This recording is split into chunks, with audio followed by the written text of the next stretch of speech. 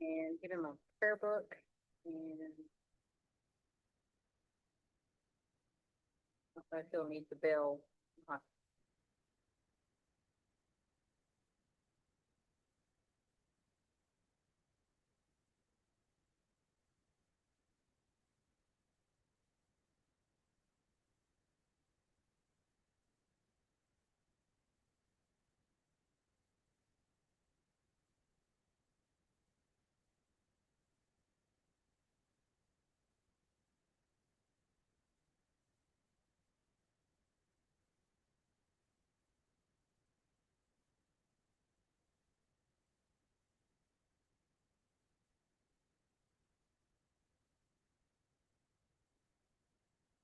Hello, guys. Good evening.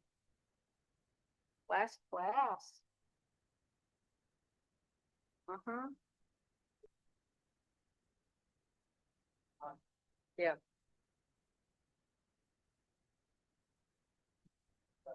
Four.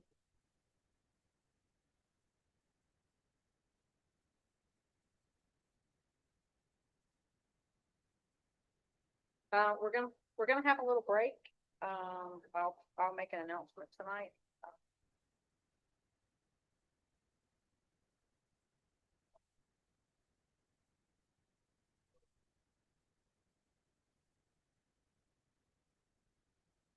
Try the cabinet underneath that drawer you just pulled open.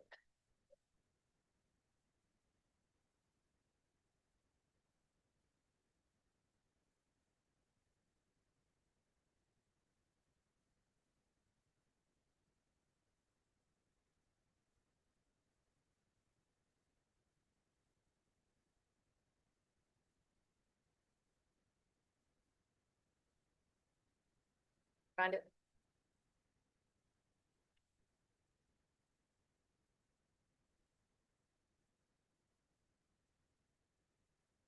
Hello. How's it going?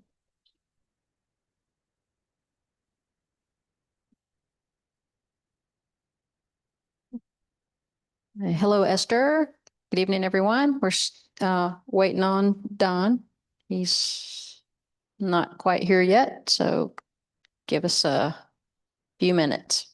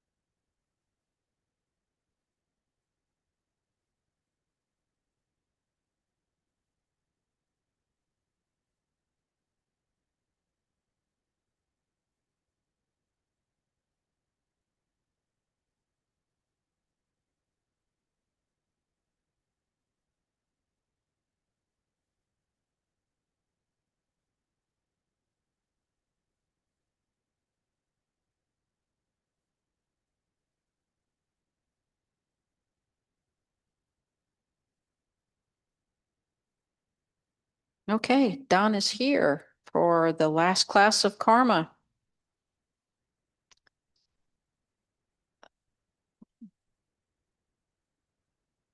While he's getting settled, Linda asked me to share a couple of announcements. This is the last class of Karma and we will be on a break until after Labor Day. So, for anyone, the next module is Refuge in the Three Jewels. which will run from September 8th through the 29th. And Hamet will be teaching that one.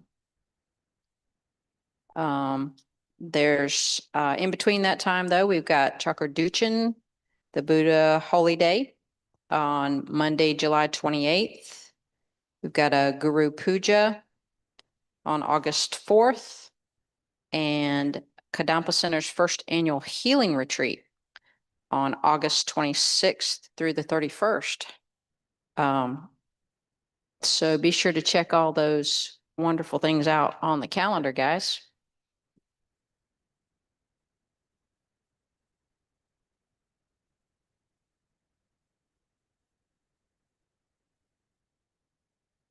And welcome, Sophia and Christoph.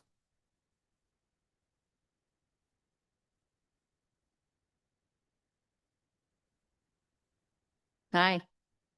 Good to see you tonight.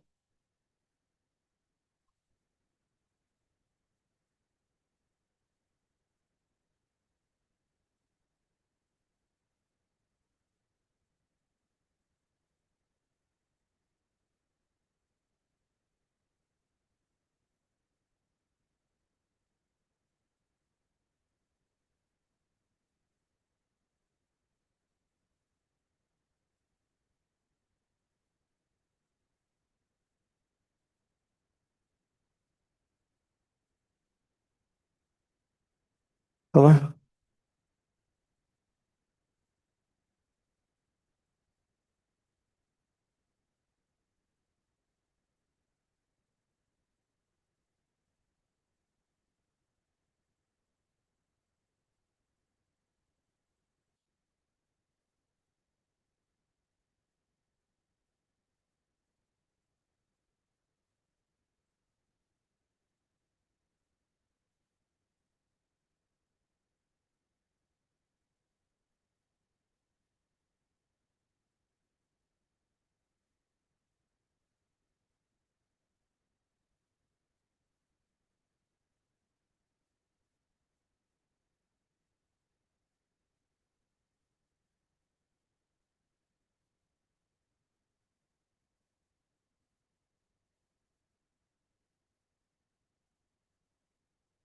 We'll do the prayers to start with.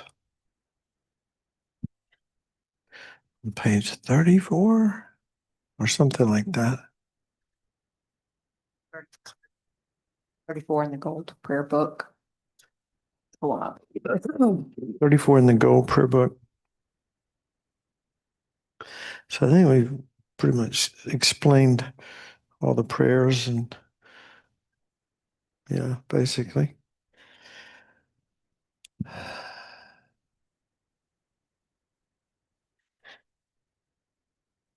I had a friend, she was actually she helped me back in the early days of Kadampa Center. And she stopped coming after 5 or so years because she didn't like ritual. Interesting. And I grew up Presbyterian. There was just no ritual in the Presbyterian church, zero. And well, that's not true. There was a little bit, but not anything like, what we do here or Catholic Church or whatever. But I think ritual has its place if you understand the meaning of the words, and that's why we do these prayers, because they kind of set us up to win in terms of the teachings tonight, because everything depends on the motivation, right? And that's the key factor in karma, is your motivation. So we'll do the refuge in bodhicitta. Remember the reason for taking refuge in bodhicitta, and then do the four measurables, seven-limb prayer, and the mandala offering. I go for refuge until I'm enlightened to the Buddha, the Dharma, and Supreme Assembly. By my practice of giving other perfections, may I become a Buddha to benefit all sentient beings. I go for refuge until I'm enlightened to the Buddha, the Dharma, and the Supreme Assembly. By my practice of giving other perfections, may I become a Buddha to benefit all sentient beings. I go for refuge until I'm enlightened to the Buddha, the Dharma, and the Supreme Assembly. By my practice of giving and other perfections, may I become a Buddha to benefit all sentient beings. May all sentient beings have happiness and the causes of happiness. May all sentient beings be free from suffering and the causes of suffering. May all sentient beings be inseparable from a happiness that is free from suffering. And may all sentient beings abide in equanimity, free from attachment for friends and hatred for enemies. Reverently, I prostrate with my body, speech, and mind. I present clouds of every type of offering, actual and imagined. Declare all my negative actions accumulated since beginningless time, and rejoice in the merit of all holy and ordinary beings. Please remain until the end of cyclic existence. Turn the wheel of Dharma for living beings. I dedicate my own merits and those of all others to the great enlightenment.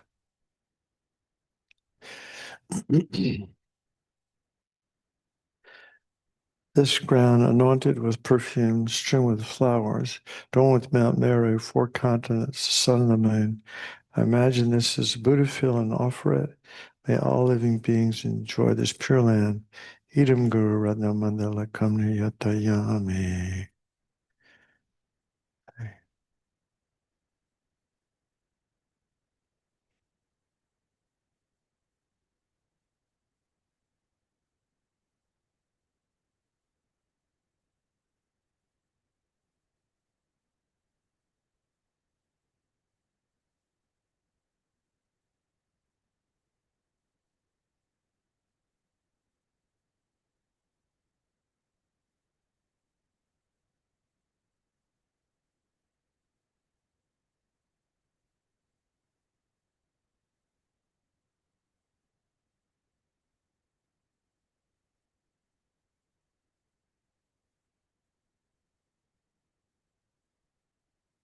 So tonight we're going to start out doing the 9-round breathing, and then we're going to do a short Vajrasattva practice.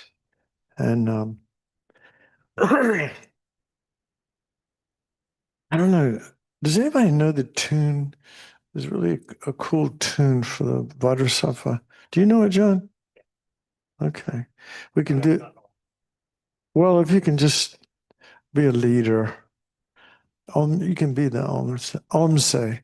I mean, I have my own tune, but it is not the one that everybody uses. So this is we've talked a lot about karma, and we talked about it. Like a seed.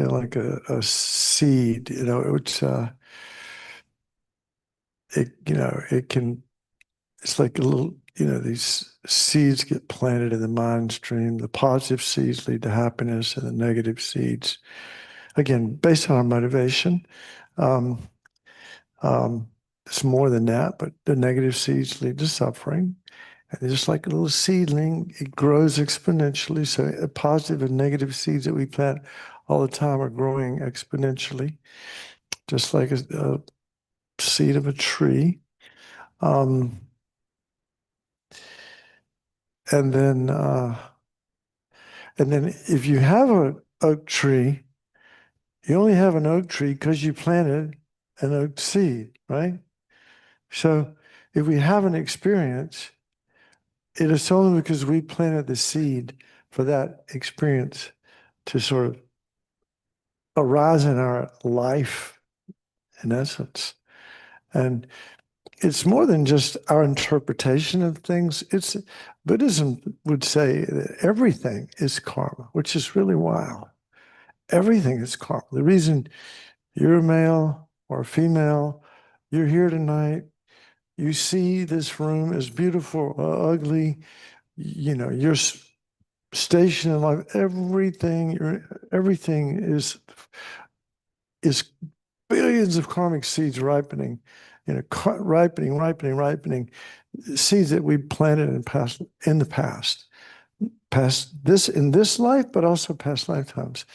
So we cannot experience an oak tree without having planted the seed. So we are, in essence, responsible for everything in our lives. There's no space in Buddhism or I guess there's always room for feeling like a victim. I mean, in a sort of a conventional way, we would say, certain people are victims. Like, somebody harms you when you're a child, and clearly the child's a victim. But from our perspective as, people who understand karma, it's not helpful for our mind to ever see ourselves as victims. Just there's no space there's no possibility for freedom if we can't take responsibility for everything good, everything bad, everything in between, all the stuff that's ever happened to us, or that we, is the fruition of our own past seeds that we planted. And then lastly, these seeds, in essence, will grow. Of course, trees don't grow forever, but these seeds will grow forever. They're never lost unless one or two things happen that I know of. Might be more, but one is we can destroy positive karma by strong negative actions. The one that's talked about most is anger. Like one millisecond of anger can destroy eons of positive karma. Wow.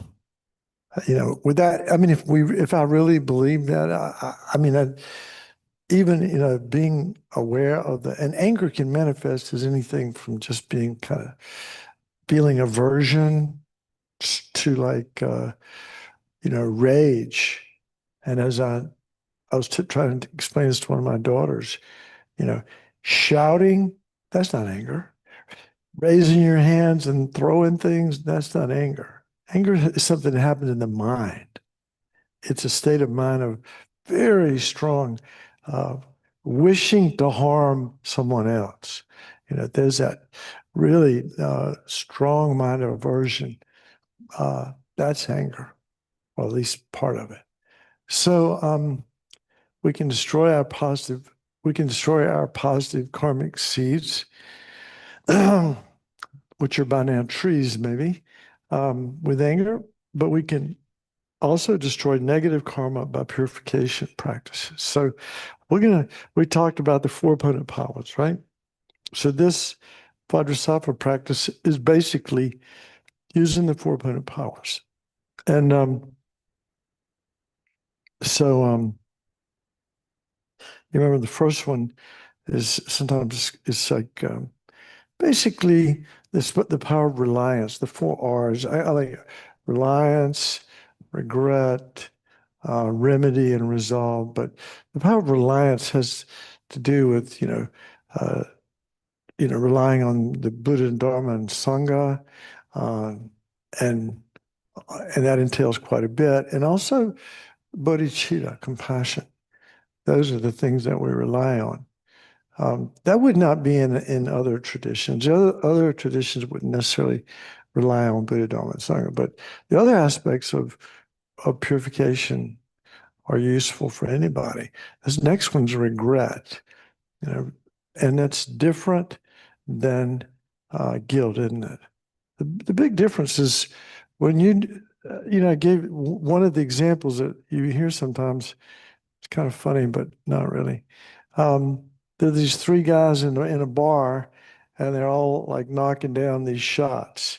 And the first guy knocks down a shot, and the other guys are like getting ready to. But the first guy finishes his shot, falls over dead. And the second guy, by this time, it's already in him. And he sees this other guy die, and this next guy falls over dead. And the third guy, he's got it in his mouth, right? But he hasn't swallowed it yet. But he sees what this is poison. He sees what it's doing, and he, as quick as he can, he regurgitates it. So, does he feel guilty for putting that in his mouth? No, he feels regret. God, I almost killed myself. So that's how, that's the Buddhist attitude toward our self-destructive, harmful actions toward ourselves and other people. The proper attitude is one of regret, not I'm a bad person or, shame on me or God's going to punish me or anything like that. But it's like, and so karma's, it's very matter of fact. So regret is crucial to have sincere, heartfelt regret. And that, that, it takes us a lot of, I would say, brutal honesty. We need to be brutally honest with ourselves about, about our behaviors and our actions and how it affects us, how it affects other people. And this takes a lot of mindfulness because 24/7, our what's our motivation 24/7 until we get way, way, way down the path? It's self-cherishing. So most of the stuff that we do, I mean, there are different gradations, of course, of we can still create virtue, but it's not as powerful if it's virtue motivated by, a high-level bodhisattva who is motivated by amazing compassion. That we can still create virtue, but so we got reliance, we got regret, and we got the remedy. And one of the remedies is this practice, Vajrasattva practice. I do think we don't talk enough about other remedies, which I think would be like good works, like apologizing is a powerful remedy for harmful actions that we've, done to other people, for example, apologizing and sincerely and meaning it, making donations to different organizations that, we feel some connection to. Again, Vajrasattva practice, doing mantras. Actually, one of the most powerful purification practice is meditation on emptiness. But we're not there yet, most of us. Anyway, I'm not. I'll speak for myself. Meditation on emptiness is the most powerful way to purify our negative karma. And writing scriptures and doing prostrations and circumambulating the stupa and being in service to our Dharma brothers and sisters and to our teachers and so on. There's just so many ways that we can sort of practice the remedy. I mean, So we're doing some kind of positive action that the way I think of it is it really shows that we're sincere about our resolve about wanting to purify the negative karma. And then the last of the 400 powers is resolve. And that's the most important one because if we don't promise to not do it again, it's very easy to get caught in this cycle of doing it and saying you're sorry and doing it again. And a therapist one time told me that's the cycle of abuse. Anybody know anything about that? Where does that sound right? Yeah, where you do something like, for example, you abuse your child and you say, oh, I'm sorry, sorry. You turn around and do it again. I'm sorry. And you do it again. There's no resolve to not do it. It's just, regret. And you say you're sorry and somehow that makes it okay. So those are the 400 powers. And they're a big part of this practice. So I'm going to read, this is Lama Zopa Kindle. This one came out of the, I also have the little booklet. Many people have this booklet, but this is maybe a little bit different version of it. And I'll talk about the visualization. Maybe I'll talk about that right now. As you do the Vajrasattva mantra, it's 100. You can do a shorter version of it. Om Vajrasattva Hum, I think is one shorter version. I used to always say Om Vajrasattva Hum Pe, but you can say Om Vajrasattva Hum. The longer version is, we'll be doing that in a minute, and it's, do people have access to that? Is that in the book? It's on page 64 in the gold privilege. Yeah, so it's, it's 100 syllables. A lot of people will do 100,000 Vajrasattva mantras, which, if you do a little bit of quick math, it's not quick. It takes a long time. The quickest I ever heard anybody doing it was somebody who did it well, that's not true. Who did it in 6 weeks? Meditating, 4 sessions a day. Did it in 6 weeks. However, our Lama Zopa Rinpoche did it, but then he doesn't sleep, or whatever he does, it doesn't look like sleep. But he did it in a week, maybe 2 weeks at the most. So he did 100,000 Vajrasattva mantras and fast. But people do these mantras. We'll be doing it kind of slow, but generally speaking, when you do mantras, you do them. You're supposed to say them so you're the only one that could actually hear it, right? And yeah, and you have to be mindful of the words, so you're not just rattling on, but Om Vajrasattva Samaya Manipalaya Vajrasattva. See, like that, you would, but you can hear me through the microphone. But you would just say it so the person next to you wouldn't hear you, but you can hear yourself saying each syllable mindfully. And there's a translation of the mantra, and I can read it, but it's not particularly helpful. It basically is the blessed words, Sanskrit words, mantras, which basically means that we are committed to purifying our body, speech, and mind using Guru Vajrasattva as the resource. And so this is the translation. You, Vajrasattva, have generated the holy mind, bodhicitta, according to your pledge. Samaya means pledge. Your holy mind is enriched with simultaneous holy actions of releasing transmigratory beings from samsara, the circling, suffering aggregates. Whatever happens in my life, happiness or suffering, good or bad, with a pleased holy mind, never give up, but please guide me. Please stabilize all happiness, including the happiness of upper realms, actualize all actions, and sublime and common realizations, and please make the glory of the 5 wisdoms abide in my heart. So that's what it means, but kind of hard to remember that. So but that's the essence of, I think the key here is to get the essence of what that means.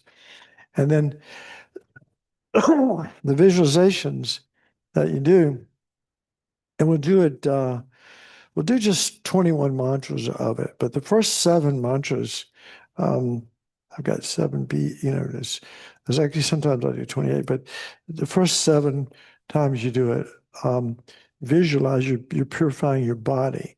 So we're going to visualize Guru Vajrasattva above the crown of the head. And this is Lama Zopa, it could have been done as the Vajrasattva solitary realizer, just a single person holding a Vajran bell, a white Buddha figure or deity. But Lama Zopa wanted us to use the Hashtag Tantra image of Vajrasattva, which is so Vajrasattva father and mother in union, sitting on a moon disk, or sun and moon disk, I can't remember, above the crown of our head, and a lotus sun and moon disk, above the crown of our head, completely made of light, like a hologram, but not dead, not static, but actually, a living presence of these holy beings that have the power to purify our body, speech, and mind. So as we say, the first 7 mantras, light and nectar, come from Vajrasattva's heart, literally from around the rim of imagine there's a disc of Vajrasattva's heart, and around the edges of the disc are the words of the mantra. And as we're saying the mantra, this light and nectar pour from these words and come down through their bodies and enters the crown of our head and purifies our negative karma of body. So it's like pushing everything negative in the form of, sometimes people think of black snakes and scorpions, but some people like snakes and scorpions. So I don't want to, but you know what, I get the point. Yuck, poo, whatever anything you find disgusting, but it just all goes, and it symbolizes all the negativities of body, speech, of body, at this point. So killing and stealing and adultery, those are the biggies, but we've done plenty of other things, physically speaking. So, but all of that goes down, as we say the mantra these 7 times, down through the lower parts of our body into the ground and disappears into a big hole in the ground. Some people imagine somebody like Dorji Cadro, who just gets blissed out on our negativities. But anyway, that's the first visualization, is this downward cleansing of body. And then of speech, as we say the mantra again, we imagine like we're like a cup, but it's a dirty cup, and it's full of all the negative karma of our speech. And as we pour the nectar, as the nectar from Vajrasattva's holy heart, basically, enters the crown of our head, it goes down, and just as if there was dirt at the bottom of the cup, the more we fill it up, the dirt rises to the top and pours out over the edge like that. And so in the same way, you think of all the negativity of speech, like coming out your ears, your nostrils, and your mouth, and your eye sockets, and this, as this pure nectar fills your body, and so your speech is purified. And then the last visualization is visualization of mind. It's said like turning a light on in a room. So as we do the Vajrasattva the last 7 times, imagine that as the light and nectar fill your body, that your body's like completely full of this blissful white energy. Like turning on a light in a room. So those are the three visualizations that are important to try to do. Again, purifying the body, and from below above, purifying the speech, and then the mind is again coming in and completely like a light bulb turning light on. I talk all day for work. That's why I have no voice when I get here at night. And I talk too much. That's just me. So I'm gonna read Kindle Magnuson's version, which is combined with Lama Zopa's version. It's the same thing. So sit up straight and think about purifying your body, speech, and mind of negative karma. It's a good time to recollect the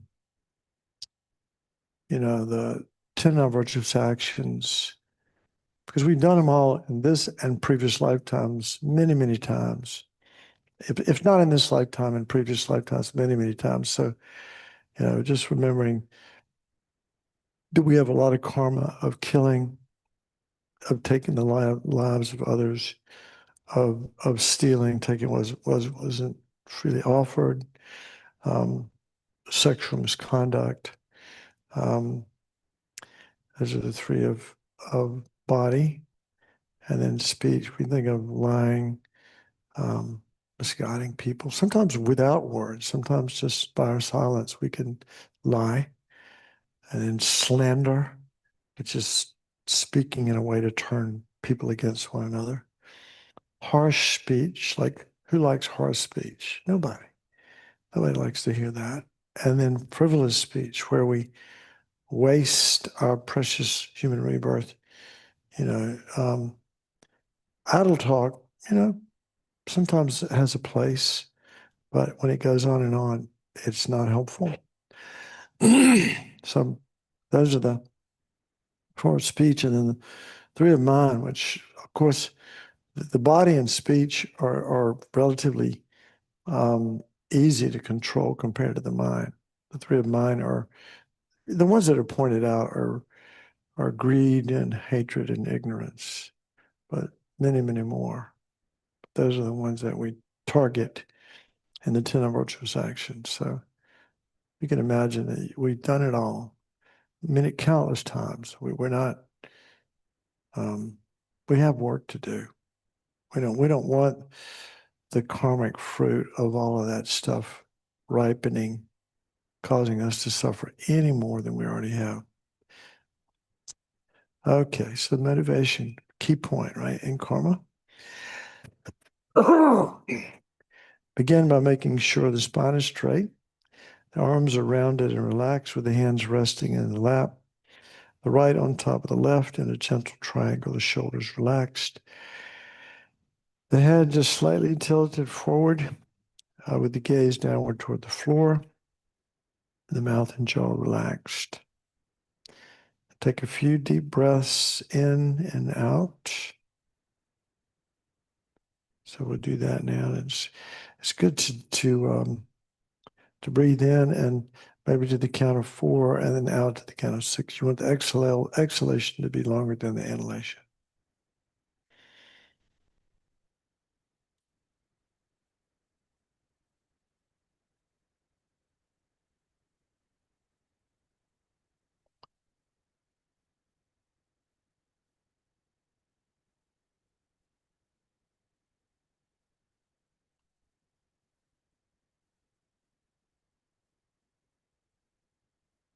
Allow the body and mind to be completely present. And setting a motivation for practice, reflecting on our precious human life, the opportunity that we've found now, that we've met the teachings, and the wish to take advantage of this chance as much as possible before we die. Thinking of those in our lives that we know directly or indirectly that we want to help in some way, acknowledging that place within our heart that truly wishes to develop and to awaken our qualities of wisdom, compassion, and the ability to help others. How wonderful it would be to be free of belief in self-concept, free of the prison of the contracted self, recognizing that even though we might have a great wish to develop realizations in our mind just feels very dull, blocked, and unable to see or understand. Feeling the great burden of the mountain of negativities, misknowing reality, acting out of ignorance, that have been imprinted on our mind stream, cluttering up our wisdom, counteracting our compassion, blocking our ability. So wanting to be free of all of these blocks, all these mental veils, all these negative habit patterns, and to be free to act in ways beneficial to ourselves and others. So with this wish, we'll do the Vajrasattva, the practice of Vajrasattva.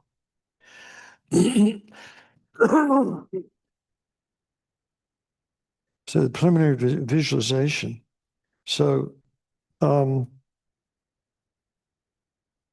there's another visualization, but this one starts in visualizing in the space before you. So usually when we visualize in the space before us, anything, and again, it's like a hologram, but not static. It is like a living presence.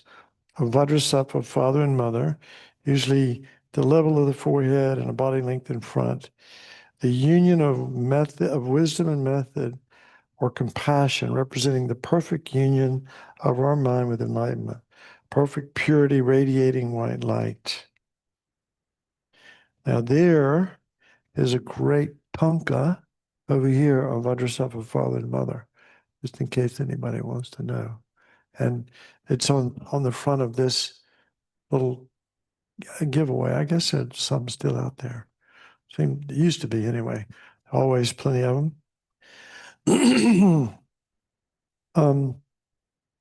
And visualizing ourselves surrounded by all living beings.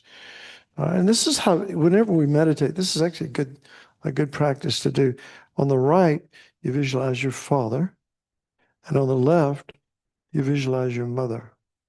And then you also visualize all your female, like sisters and close relatives, and your brothers and close relatives, male on the right, female on the left.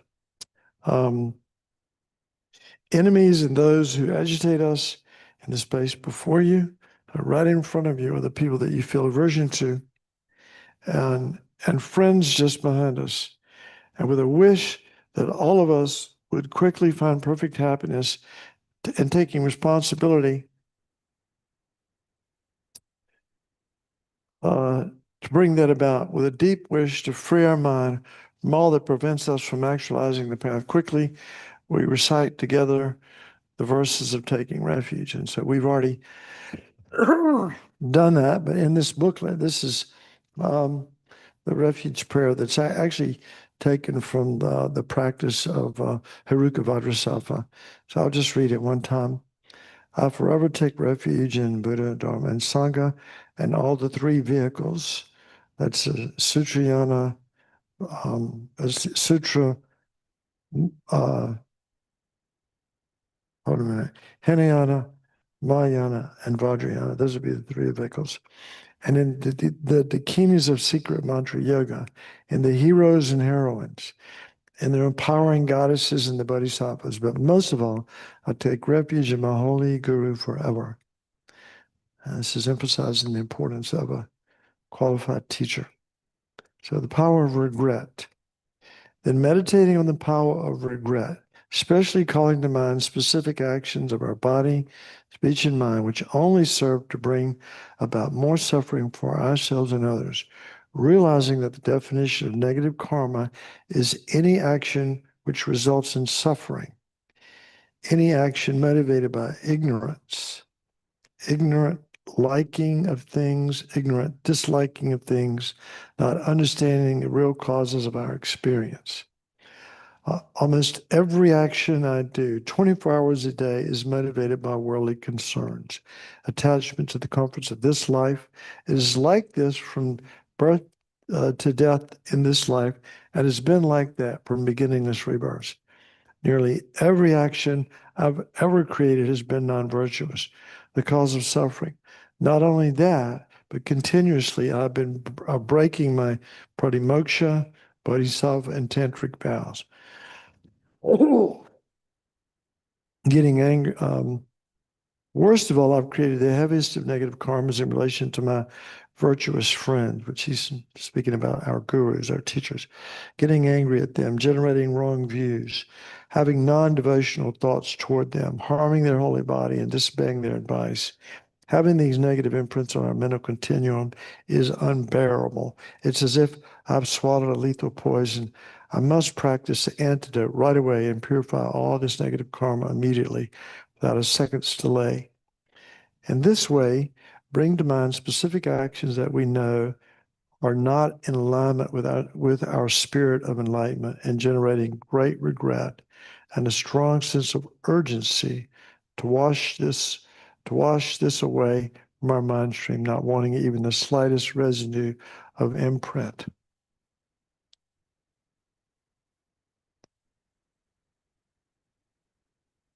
And again, it's, the checklist, is killing and stealing and adultery or sexual misconduct and lying, slander, harsh, frivolous talk, greed, hatred, ignorance, and many, many more.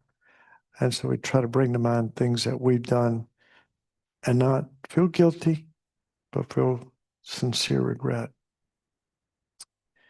Many people my age or younger have died. It's a miracle I'm still alive and have this incredible opportunity to purify my negative karma. Death is certain, but its time is most uncertain.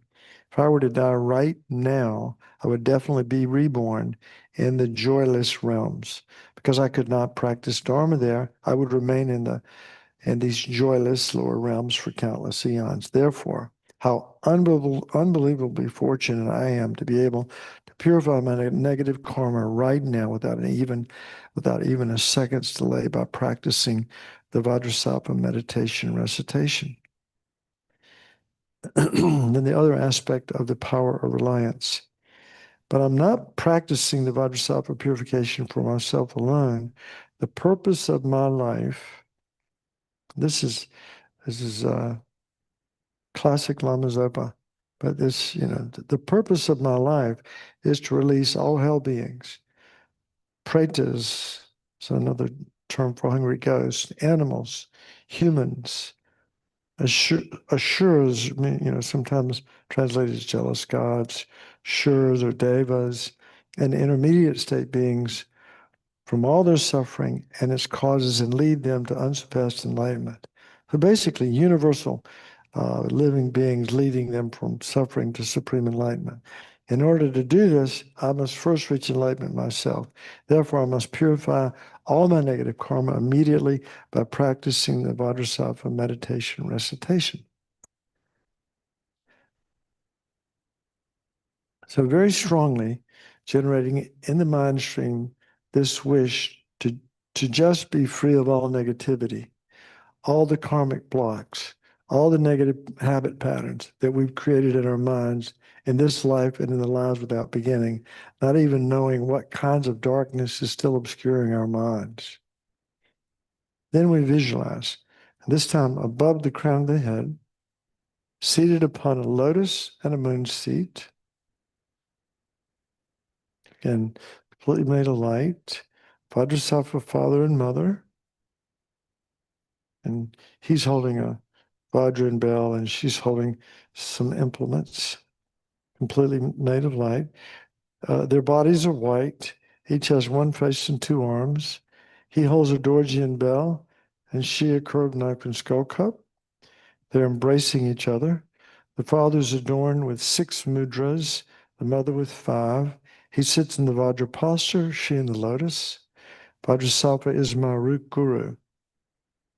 The holy mind of all the Buddhas, the Dharmakaya, who out of his unbearable compassion, which embraces me and all sentient beings, appears in this form to purify me and all others.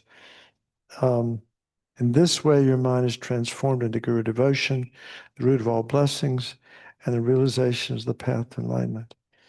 And I remember one time hearing Lama Yeshe talk about this practice and how it's so amazing how we can use our mind to purify our mind. And that's exactly what this practice is about. So the power of the remedy on a moon disk. So this is the actual practice that we're doing the visualization we're talking about. On a moon disk at Vajrasattva's heart stands a hum. So if you can visualize the Sanskrit syllable hum, that's fine. Otherwise, you can just visualize HUM at the center of this moon disk and circled by a garland. So around the rim of this moon disk at Vajrasattva's heart is a garland of the 100-syllable mantra. A powerful stream of white nectar flows from the hum and the mantra garland, and I am cleansed of all sickness, spirit harm, negative karma, and obscurations.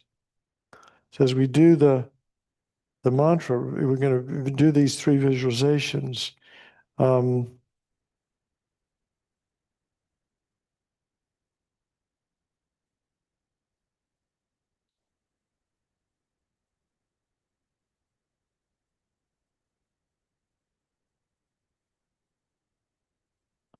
So we're going to do the mantra. So John, you got a microphone?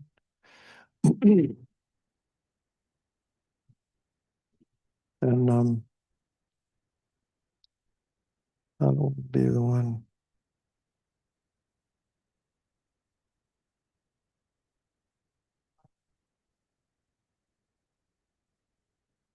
If we're going to visualize and maybe are we going to keep our eyes open to visualize so that we can read it? Okay. Okay.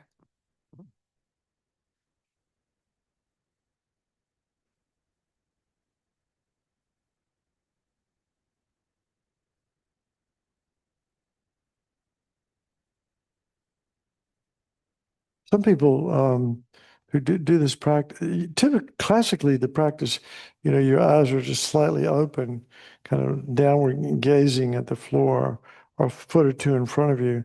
And it does several things, but, it could be a distraction, but usually it doesn't take long to get used to it. But it lets light in, and that has a way of keeping the mind a little bit more alert than if you close your eyes. But it's okay to close your eyes too. Doesn't the key point is again the four opponent powers, the reliance, regret. Now we're doing the remedy, and we'll do the resolve after this. So the key point is to bring to mind the stuff that's negative that you're letting go of, first of body, and then we'll do speech, and then we'll do mind. So we're completely purifying it forever, gone from our mind stream, never to ripen as future suffering.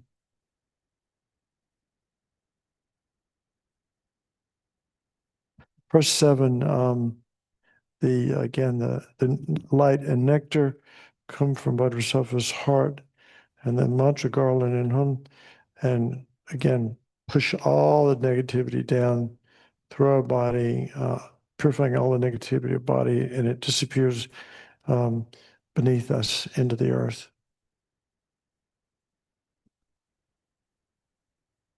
Would you like me to say 7? Sing all 7? Okay, I'll try to go fast.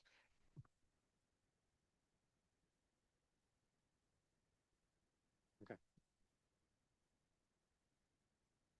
Om Vajrasattva Samaya Manupalaya Vajrasattva Dena Tito Dido Me Bawa Sutokayo Me Bawa Supokayo Me Bawa Anuratu Me Bawa Sarasiti Me Payatsa Sarakama Tutta Me Chitam Shriram Kurum Ha ha ha ha ho Bhagawan Saratata Gat Vajrama Me Mutsa Vajrabhava Mahasamaya Sattva Ahum Pe Om Vajrasattva Samaya Manupalaya Vajrasattva Dena Patitudita Me Bawa Sutokaya Me Bawa Supokaya Me Bawa Anurata Me Bawa Sarasiti Me Payatsa Sarakama Sutta Me Sitam Shriram Kurum Ha ha ha ha ho Bhagawan Saratata Kat Vajramame Mutsa Vajrabhava Mahasamaya Sattva Ahum Pe Om Vajrasattva Samaya Manupalaya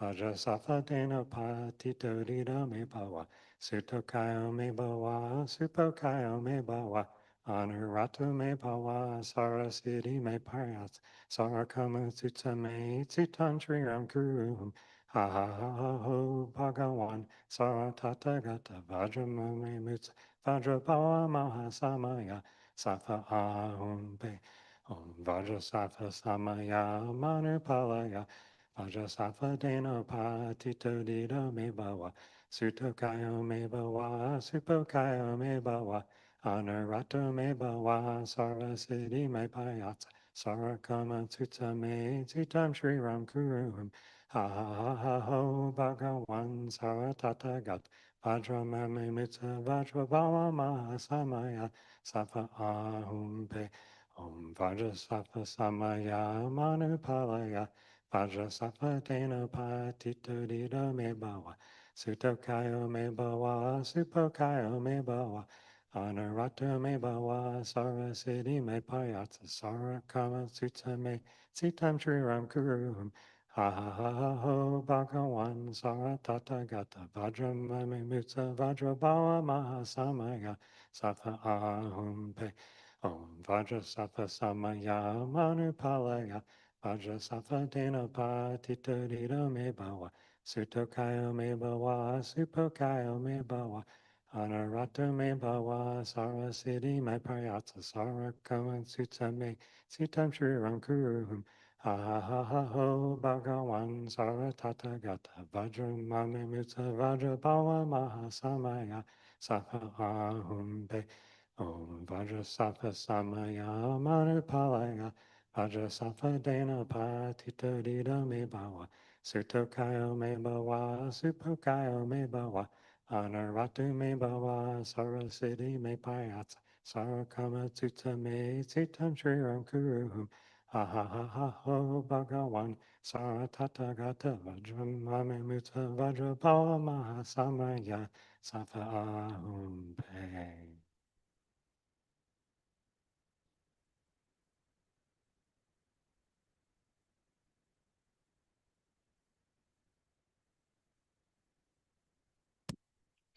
So now all the negative karma of our body has, gone disappeared completely, and we want to feel.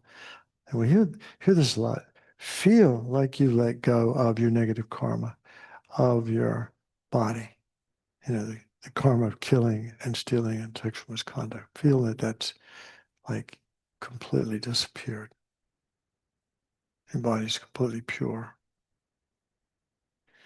Now we'll do the one of speech, and 7 more times. And again, this is bring, like a dirty cup, our body like a dirty vessel. And as we say the mantra, we get filled with this nectar, which fills us up, and the garbage, the negativity of negative karma of speech rises to the surface and then comes out through our sockets and ears and nose and mouth, and disappears completely. That's how we purify the negative karma of lying, slander, harsh, and frivolous talk. Okay. Let's finish up with Samaya. Salanga Vajasapadina Bhakti Dida Mebo Supokaya Mebawa Supokaya Mebawa Anaratu Mebawa Sarva Siddhi Mebawa Sarakama Titame Siddham Shriram Kurunam Ahahaho Bhagavan Sarva Tathagata Vajram Mane Mitra Vajrabhava Mahasamaya Sapa Ahum Pe Vajrasapa Samaya Manupalaya Vajrasapa Dina Pati Pradida Mibawa Sutokayo Mebawa Suprokayo Mebawa Anarata Mebawa Sarvasiddhi Mepayata Sarakama Sitra Me Sitan Shriram Kuru Aho Bhagavan Saratatakata Vajramani Mritsa Vajrabhava Mahasamana Sapa Ahum Te Vajrasattva Samaya Manupalaya Vajrasattva Dena Patita Dita Mebhava Sutokayo Mebhava Supokayo Mebhava Anarata Mebhava Sarvasiddhi Mepayata Sarakam Sutra Me Sitam Shriyam Kuruham Aho Bhagavan Saratatakata Vajramana Mritsa Vajrabhava Mahasamaya Sapa Ahum Pe Vajrasattva Samaya Manupalaya Vajrasattva Dena Patita Dita Mebhava Sutokayo Mebhava Supokayo Mebhava Anarata Mebhava Sarvasiddhi Mepayata Sarakama Sitame Siddham Shriyam Guru Ahahaho Bhagavan Saratathagata Vajramane Mrita Vajrabhala Mahasamaya Sapa Ahum Pe Vajrasattva Samaya Manupalaya Vajrasattva Dena Patita Dita Mebhava Sutokayo Mebhava Supokayo Mebhava Anarata Mebhava Sarvasiddhi Mepayata Sarakama Sutra Me Siddham Shriyam Guru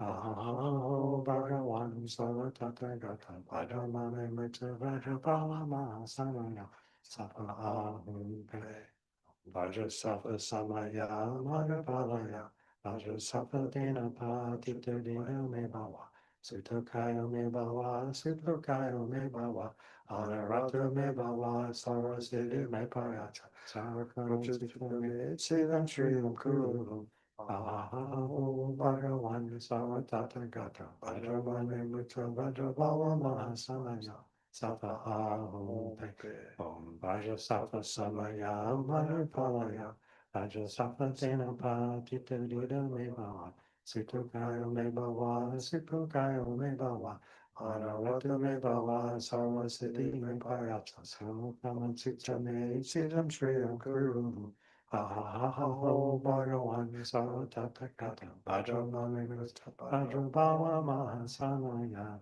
Sapa Ahum Pe And now we feel that negative karma of speech, completely purified, not only in this lifetime, but all our previous lifetimes. We don't have to experience the fruit of that karma.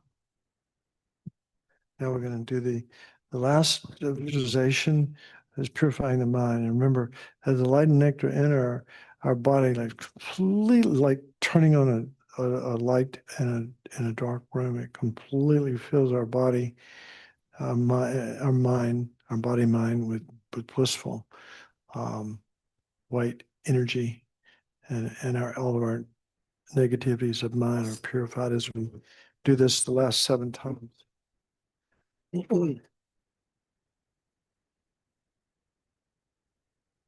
Vajrasattva samaya, Vajrasattva Vajrasattva dena pati dodito me bhava, Sutta kayo me bhava, Sutta kayo me bhava, Anarata me bhava, Sarva siddhi me punata, Sarva kamo sutra me, Titam shriram kuru, Ha ha ha ha ho Bhagavan, Sarva tata gata, Vajra mame mita Vajra bhava maha samaya, Sattva aham pe, Vajrasattva samaya manupalaya, Vajrasattva dena pati dodita me bhava, Suttokayo me bhava, Suttokayo me bhava, Anarata me bhava, Sarvasiddhi me bhavatra, Sarvakama sutra me, Siddham shriyam kuru, Ha ha ha ha ho Bhagavan, Sarvatathagata, Vajramame mitra Vajrabhava mahasamaya, Sattva aham pe, Vajrasattva samaya manupalaya, Vajrasattva dena pati dodita me bhava, Suttokayo me bhava, Suttokayo me bhava, Anarata me bhava, Sarvasiddhi me bhavatra, Sarvakama sutra me, Chitam shriram kuru, Ha ha ha ha ho Bhagavan, Sarvatathagata, Vajramame mitra Vajrabhava mahasamaya, Sattva aham pe, Vajrasattva samaya manupalaya, Vajrasattva dena pati dodita me bhava, Suttokayo me bhava, Suttokayo me bhava, Anarata me bhava, Sarvasiddhi me bhavatra, Sarvakama sutra me, Siddham shriyam kuru, Ha ha ha ha ho Bhagavan, Sarvatathagata, Vajramame mitra Vajrabhava mahasamaya, Sattva aham pe, Vajrasattva samaya manupalaya, Vajrasattva dena pati dodita me bhava, Suttokayo me bhava, Suttokayo me bhava, Anarata me bhava, Sarvasiddhi me bhavatra, Sarvakama sutra me, Chitta shriram kuru, Ha ha ha ho Bhagavan, Sarvatathagata, Vajramame mitra Vajrabhava mahasamaya, Sattva aham pe, Vajrasattva samaya manupalaya, Vajrasattva dena pati dodita me bhava, Suttokayo me bhava, Suttokayo me bhava, Anarata me bhava, Sarvasiddhi me bhavatra, Sarvakama sutra me, Chitam shriyam kuru, Ha ha ha ha ho Bhagavan, Sarvatathagata, Vajramame mitra Vajrabhava mahasamaya, Sattva aham pe, Vajrasattva samaya manupalaya, Vajrasattva dena pati dodita me bhava, Suttokayo me bhava, Suttokayo me bhava, Anarata me bhava, Sarvasiddhi me bhavatra, Sarvakama sutra me, Siddham shriyam kuru, Ha ha ha ha ho Bhagavan, Sarvatathagata, Vajramame mitra Vajrabhava mahasamaya, Sattva aham pe.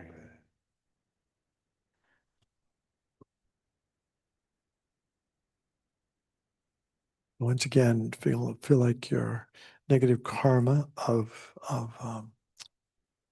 mind is completely purified. Not only things that mental negative karma is created in this lifetime, but in countless former previous lifetimes, completely purified.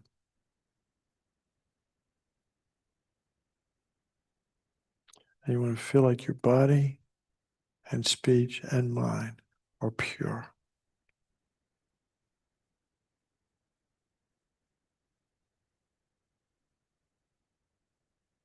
You've let go of so much sort of toxic energy, so much negative karma. Visualize a final purifying stream of white nectar and light pour forth from Vajrasattva's holy body and mind, and like a very, very strong shower, completely cleanses our mind body complex, every single negativity, every single mental veil. They wash away completely through the soles of our feet and into the crack in the earth and are consumed by the Lord of Death amidst a blazing fire. He becomes completely satiated, his mouth is sealed with a double Georgie. He turns and walks away, and the crack in the earth is healed. Our body and mind are completely calm and clear like crystal. From the crown, from the crown of my head, Guru Vajrasattva says, child of the race, your negativities, obscurations, and broken and damaged pledges have been completely purified.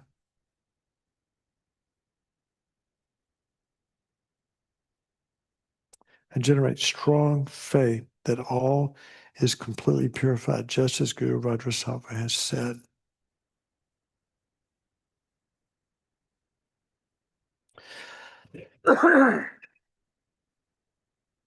And now this has to do with the power of restraint, refraining from creating negativities again.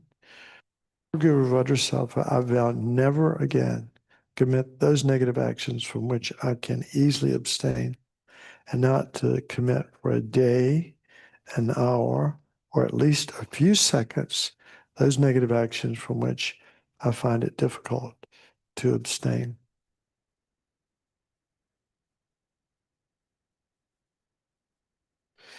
Guru Vajrasattva is extremely pleased with your pledge. Vajrasattva, father and mother, melt into light and dissolve into you. Your body, speech, and mind become inseparably one with Guru Vajrasattva's holy body, speech, and mind. Vajrasattva, father and mother, melt into light and dissolve into you, and your body, speech, and mind become inseparably one with Guru Vajrasattva's holy body, speech, and mind.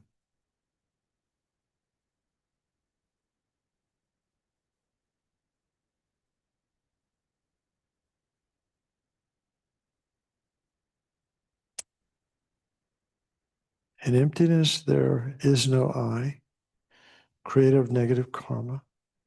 There's no action or creating negative karma. There's no negative karma created. Place your mind in that emptiness for a little while. In this way, look at all phenomena as empty. They do not exist from their own side. Then with this awareness that there is no negative action with the subject alone, no negative action. With the object alone, no negative action. It's impossible to engage in actions with that subject and object. With this awareness, dedicate the merits.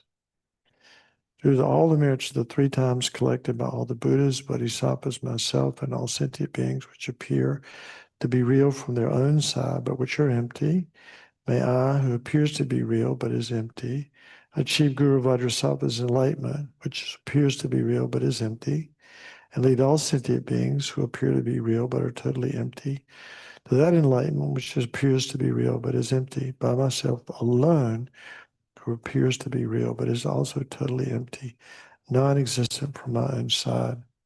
May the precious bodhicitta, the source of all happiness and success for myself and all other sentient beings, be generated within my own mind and in the minds of all sentient beings without even a second's delay. May that which has been generated be increased.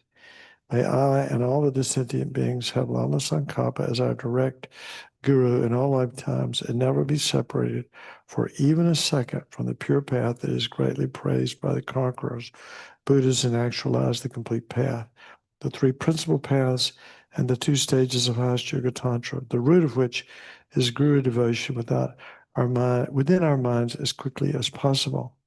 Just as the brave Manjushri and Samantrabhaja realize these things as they are, I dedicate all these virtues in the best way that I may follow after them. Whatever dedication the victorious ones gone to bliss at the 3 times have admired as best, in the same way I am perfectly I also perfectly dedicate all these roots of virtue so that I may perform good works.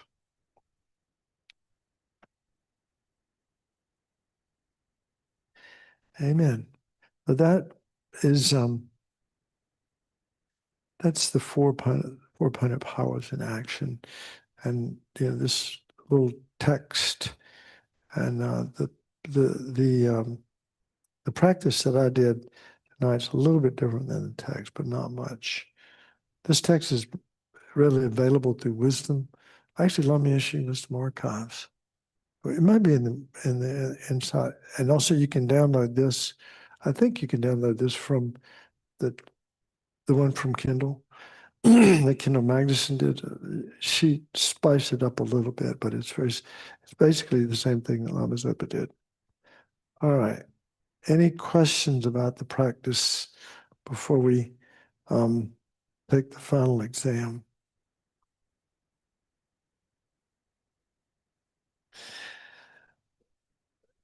It's just so clear, isn't it? Just so clear. Yeah, I'm sure. Anyway, it's good to memorize all this stuff, or at least some of it, or a little of it. So we got a couple of minutes. We can just take a second and stand up and stretch. So we can finish. We'll finish on time. That I think I can promise. Yeah, I can promise.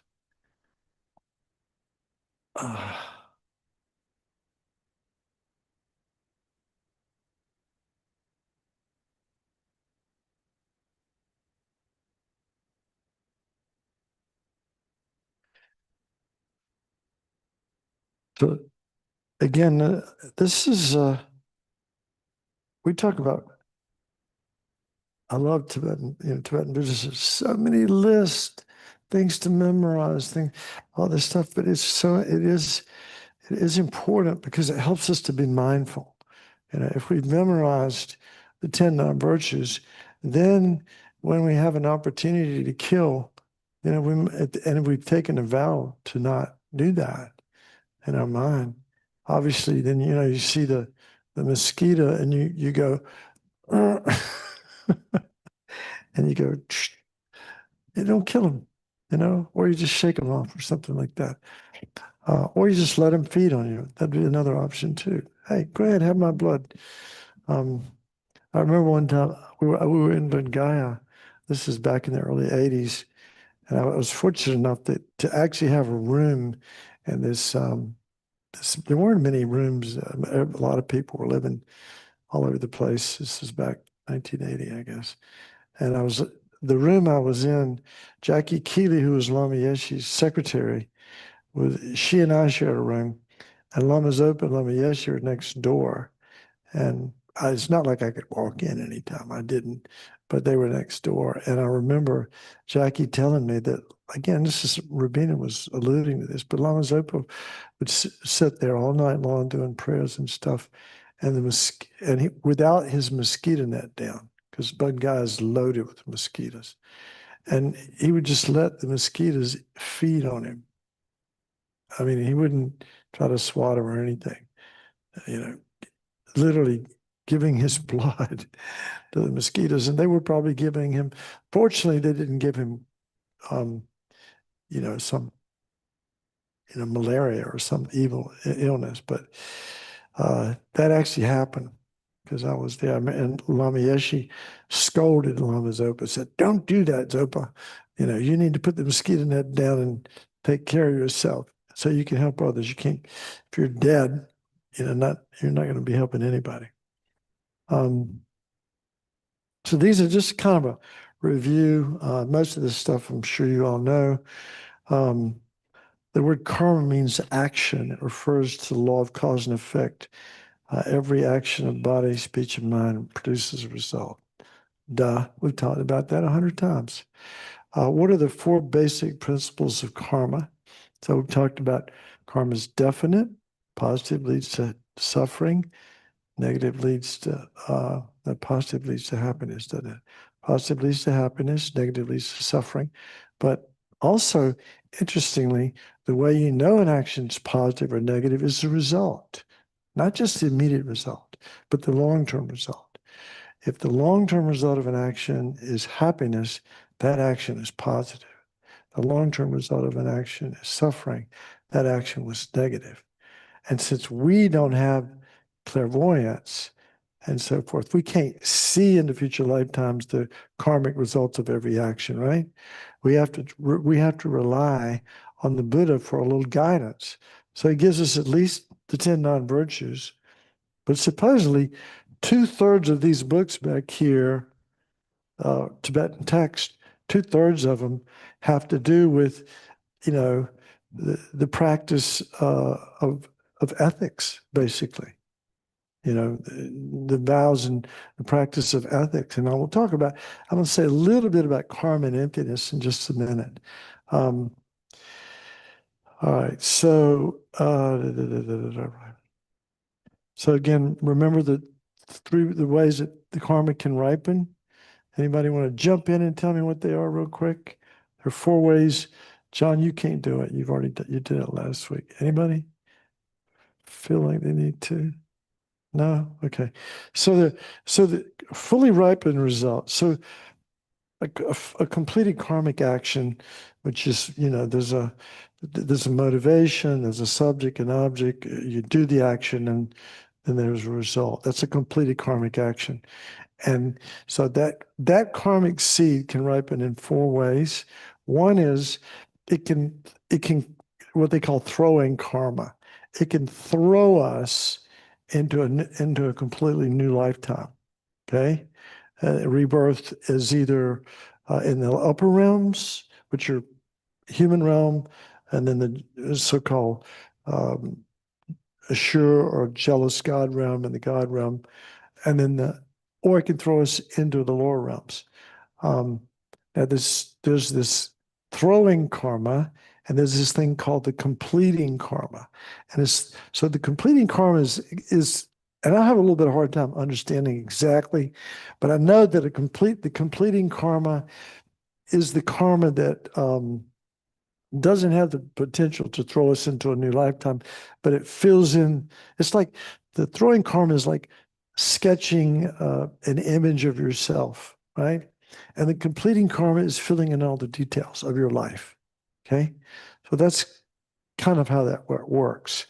And then another thing that karma does when a fully ripened karma ripens, we have a tendency to, for example, if it were to be nice or be kind in future lifetimes, we would have a tendency for people to be kind to us, right?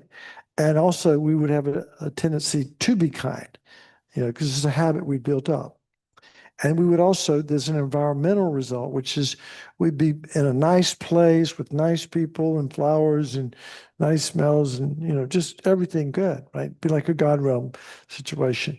Whereas if you do something heavily negative, then what's the fully ripened result would be to be reborn in like hell, like in a really bad place.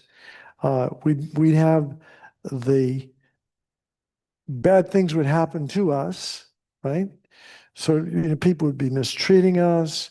Our life would be shortened. We'd have a lot of illnesses and things like that. All kinds of bad stuff would happen to us. And also, we would have a tendency to kill. So some people just naturally, you see it in children. Some children love to kill insects and little things. They're just kind of cruel in that way. Some kids are so kind, and it's just some instinct that they have.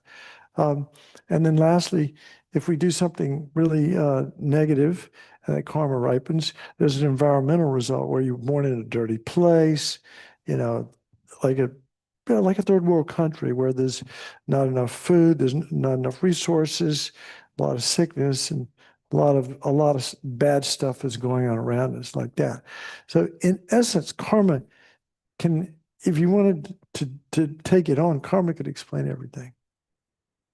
But you don't tell people that's just your karma. That's not very nice.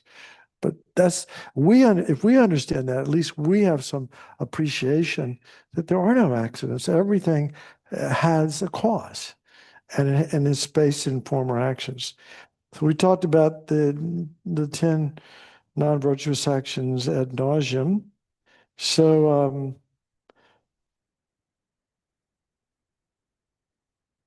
not going to repeat that. Well, I'll just do one. There's just the same thing we just said. For example,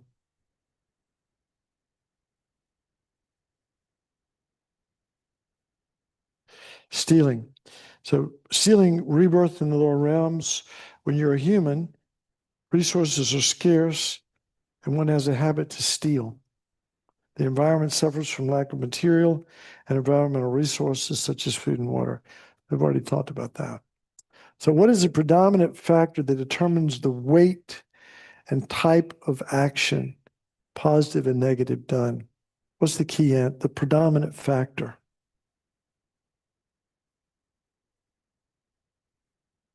Pardon? Yeah, motivation. Motivation, yeah. Motivation is a key factor in karma. And sometimes they even, I think in the Theravada tradition, sometimes karma is synonymous with intention. But the key factor in karma is our motivation. And obviously, the most powerful motivation is bodhicitta. So any action motivated for the welfare of countless beings is going to be way more powerful than an action motivated by just for the benefit of one person, for ourselves.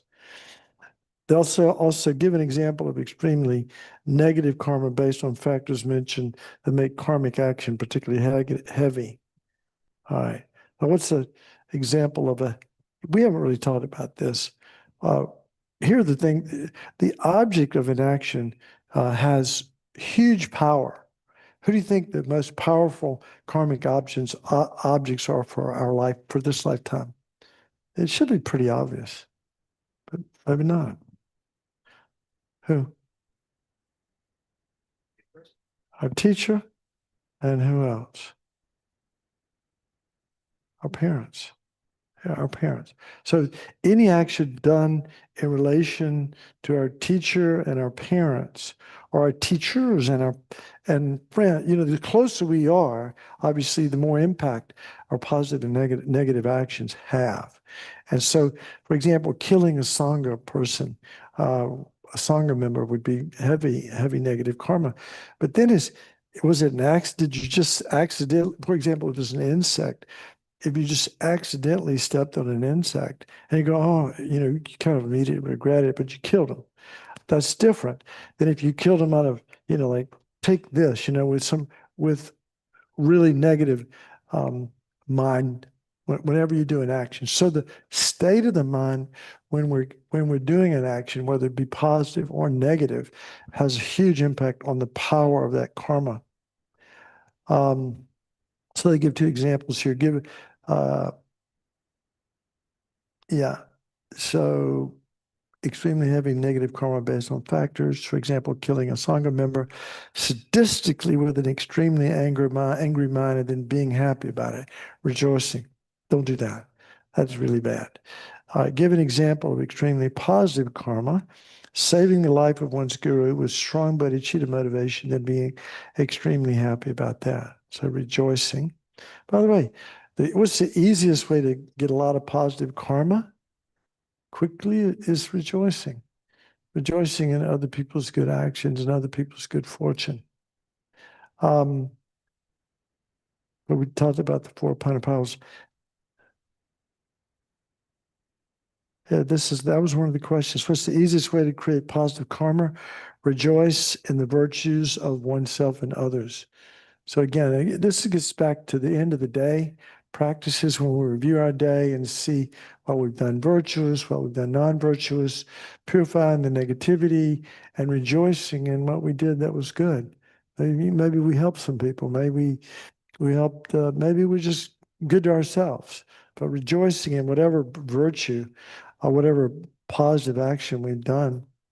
So the biggest destroyer of positive karma, anger. If someone does not believe in karma, are they still under its power? Yeah, yes. What's the best way to assure quick realizations of the path enlightenment? Ta-da. What is the best way to assure quick realizations on the path of enlightenment? I asked Jeffrey Hopkins just died recently. He wrote many books and translated for the Dalai Lama. I think maybe the first 10 years he was traveling around this country. He was a professor at Virginia, and I asked him, and I mentioned this when Rabina was here. It's like, why is it that we can't? So many people intellectually understand emptiness, but why is it that we can't realize emptiness so that we can live our life out of that realization? And he said we don't have the merit, and that's why we need bodhicitta, because bodhicitta is the way we can create an enormous amount of merit. So the way we realize the Dharma teachings is by purifying our negative karma and creating lots of virtuous, positive meritorious karma. And that's how we can take the words and actually, have it be the way we relate to the world, basically. Then I want to say a couple of words about karma and emptiness. It's we got 8 minutes. Okay, I can do that. Huh? Yeah. So I want you to think about this for a minute. So we talk about how, dependent arising proves emptiness, and actually emptiness proves to, basically proves dependent arising. But generally we speak of these two things as being inseparable. And that's what a Buddhist sees. A Buddhist sees conventional reality, but simultaneously sees the emptiness of conventional reality. So we know that the dependent arising is Buddha's most powerful teaching. Because it proves emptiness, that everything arises or comes into existence and depends upon causes and conditions or karma, parts. Everything is made up of parts, even mental, thoughts and things they're mind moments just made up of parts. Everything's made up of parts, and it made up of a consciousness that labels or designates. And that's the most profound, difficult one to see, is that we basically create our world. We label our world. We literally label everything. Right now, if we look in this room, if we were atomic physicists, we would, there's way more, there's almost no solidity, really. I mean, you look at yourself, we're more space than these atoms, you can't even, there's tons of space between the atoms. So when we look for what we think exists out there, we can never find it. We think that we look and see a person, and at the very beginning, what we're doing is labeling. In the beginning, it's just merely labeling that person. But in the next moment, what appears back to us is as if they're real from their own side. Like everybody sees them that way. Everybody sees them that way. Everything I see, everybody sees it the same way I do. We don't get it, that we are literally projecting our reality and then believing in it. You believe? So that's the key teaching in emptiness. Is Lama Yeshe used to say, look, it's just about glorified paint stripping. Strip away your projections and just see what's there. Yeah.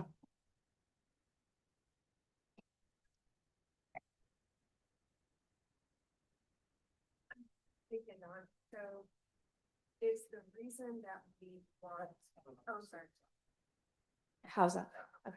Is the reason that we want to have a deeper one of the reasons why we want to have a deeper understanding of emptiness is because what you're saying is, what I'm understanding is because we're projecting our perspective of that's a person, and we're not seeing all the causes and conditions that created that person.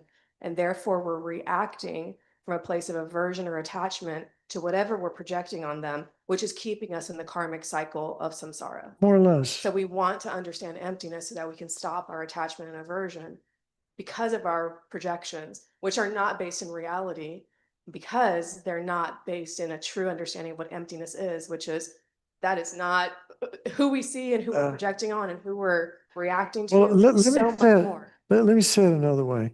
So there is a reality.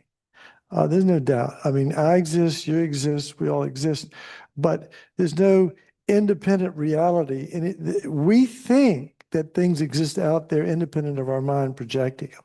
And the Buddha is saying, and the most subtle aspect of dependent arising is that things are merely labeled. You know, they're just labeled by our mind. There's nothing exists out there independent of our mind. So it's as if it's as if it's just like a blank slate when we really think about it.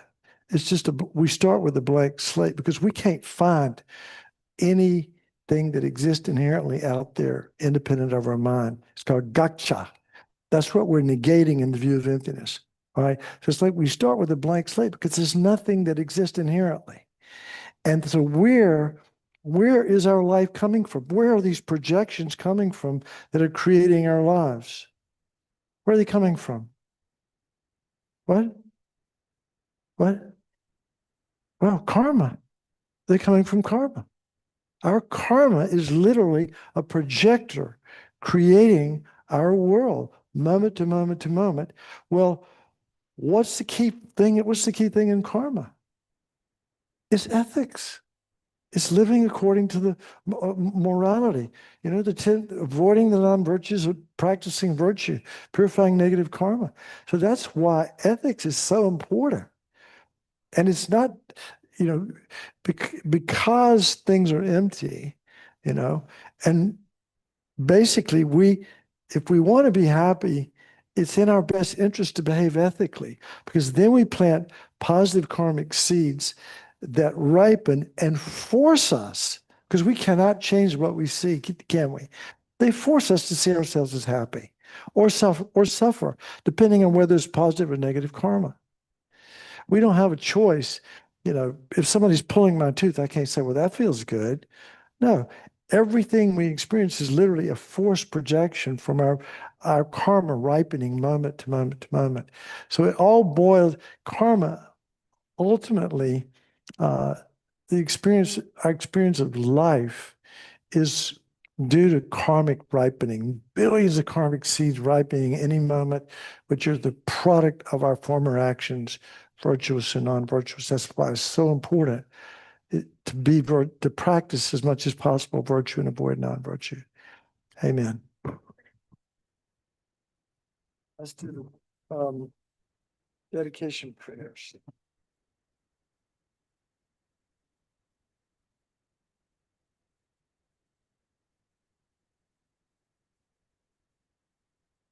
Is,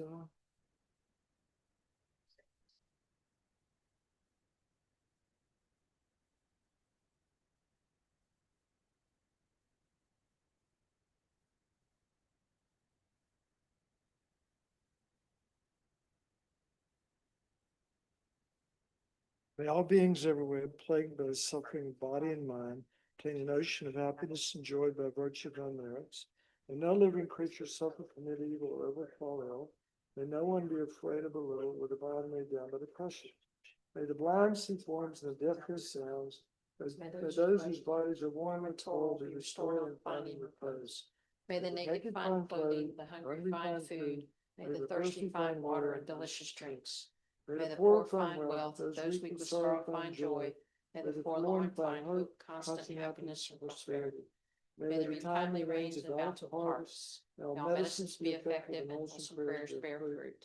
May all who are sick and ill quickly be freed from their ailments. Whatever diseases there are in the world may never occur again. May the frightened cease to be afraid, those bound be free. May the powerless find power, and may people think of benefiting each other. for as long as space remains, or as long as sentient beings remain. Until then, may I too remain to dispel the miseries of the world. So I want to thank everybody. Yeah. Speak into your mic, they can't hear you on Zoom. Oh, These DB classes don't just happen out of nowhere. We need, we have lots of helpers, and I appreciate everybody, actually people showing up too, because without people here, there's no DB either. So it's a collective effort. So thank you for all the worker bees and everybody that took the time out of their week to be here and to participate in the class, and really give me an opportunity to teach what I most need to know, which is the Dharma. So thank you. Yeah. Yes. Okay, that wraps up all about karma.